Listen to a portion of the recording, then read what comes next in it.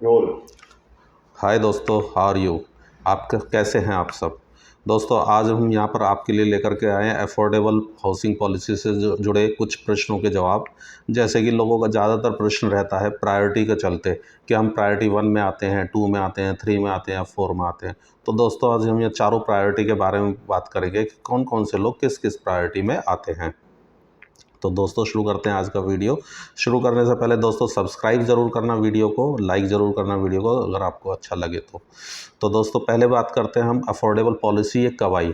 तो दोस्तों 2013 में ये अफोर्डेबल पॉलिसी जो है ये हरियाणा गवर्नमेंट ने पब्लिश करी थी और उसके बाद इसमें कुछ टाइम रहते चेंज हुए, अमेंडमेंट्स हुए, कुछ पॉलिसी में चेंजेस आए और फिर 2018 में 9 जुलाई 2018 को ये पॉलिसी दोबारा से एक बार फिर बन करके तैयार हुई, जिसमें कुछ चेंजेस आए थे। वो चेंजेस थे प्रायोरिटी के कि कौन कौन सी प्रायोरिटी में कौन कौन से लोग आते हैं। तो दोस्तों सबसे बड़ा अफोर्डेबल के फॉर्म भरते वक्त सबसे बड़ा सवाल जो है वो यही रहता है कि कौन से व्यक्ति किस प्रायोरिटी में आता है। तो दोस्तों यहाँ पर 4 तरह की प्रायोरिटी दी गई थी, प्रायोरिटी 1, 2, 3 और 4। तो प्रायोरिटी 1 की हम सबसे पहले बात करें तो इसमें 4 चीज़ें इन्होंने निकाली थी प्रायोरिटी 1 में, जो कि व्यक्ति उनके ऊपर खरा उतरना चाहिए। पहला है कि वो प्रधानमंत्री आवास योजना का बेनिफिशियरी होना चाहिए। दूसरी उसमें होनी चाहिए कि वो यूनियन अर्बन लोकल बॉडीज़ के अंडर जो है वो रजिस्टर्ड होना चाहिए।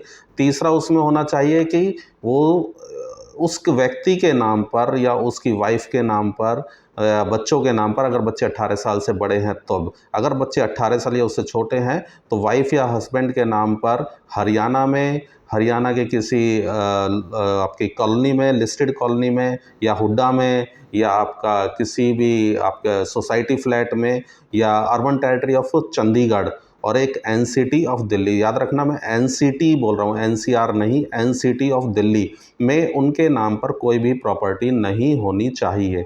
और चौथी चीज़ एक और यहाँ पर जो है वो ये है कि अगर अफोर्डेबल की पॉलिसी गुड़गांव में कोई अफोर्डेबल निकला है और उन्हें फॉर्म भरने हैं तो वो गुड़गांव में ही रजिस्टर्ड होना चाहिए वो व्यक्ति। PMAY यानी प्रधानमंत्री आवास योजना बेनिफिशियरी के तहत गुड़गांव में ही रजिस्टर्ड होना चाहिए। तो ये लोग प्रायोरिटी 1 में आते हैं। इसी तरह अब आती है प्रायोरिटी 2। प्रायोरिटी 2 भी सेम है लेकिन फ़र्क सिर्फ इतना यही है, उसमें यही है कि जो लोग गुड़गांव में रजिस्टर्ड हैं, गुड़गांव में अगर फॉर्म निकले हैं और रजिस्टर्ड वो अगर फरीदाबाद में है, झज्जर में है, रोहतक में है, किसी और शहर में है तो वो लोग प्रायोरिटी 2 में आएंगे। यानी कि अगर अफोर्डेबल उनका जिस सिटी में निकला है उस सिटी में रजिस्टर्ड ना हो करके वो किसी और सिटी में अगर वो रजिस्टर्ड हैं तो वो लोग प्रायोरिटी 2 में आते हैं। अब हम बात करते हैं प्रायोरिटी 3 की, जो कि सबसे ज़्यादा लोग जिसका यूज़ करते हैं। प्रायोरिटी 3 में वो लोग आते हैं दोस्तों कि जिन लोगों के नाम पर, जिन फैमिलीज़ के नाम पर वाइफ, हस्बैंड हो या बच्चे, अगर एक फैमिली में जैसे ये चारों हैं और उनके नाम पर कहीं भी कोई प्रॉपर्टी नहीं है, जैसे कि आपका अभी मैंने पहले बताया था यूटी ऑफ चंडीगढ़ है, NCT of Delhi, Haryana, Hooda, DDA, यहाँ पर उनके नाम पर कोई भी प्रॉपर्टी अगर रजिस्टर्ड कोई भी प्रॉपर्टी नहीं है तो वो प्रायोरिटी 3 में आते हैं। लेकिन और इसके जो एग्रीकल्चर लैंड है उसको इससे अलग रखा गया, अगर एग्रीकल्चर लैंड उसके नाम पर है तो वो चल सकता है।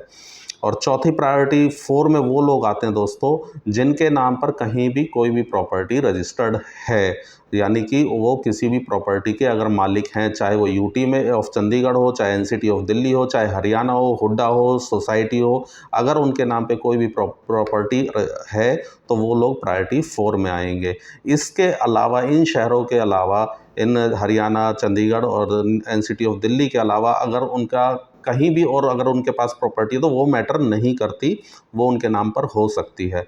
तो इस तरह से ये 4 प्रायोरिटी अभी निकाली हुई हैं हरियाणा अफोर्डेबल हाउसिंग पॉलिसी के तहत और जिनके तहत हम फॉर्म भर सकते हैं। दोस्तों इस वीडियो को यहीं समाप्त करते हैं। आपको वीडियो अच्छा लगा हो तो सब्सक्राइब जरूर करिएगा। आपका दोस्त, आपका भाई Sumit Agarwal. Thank you, good bye.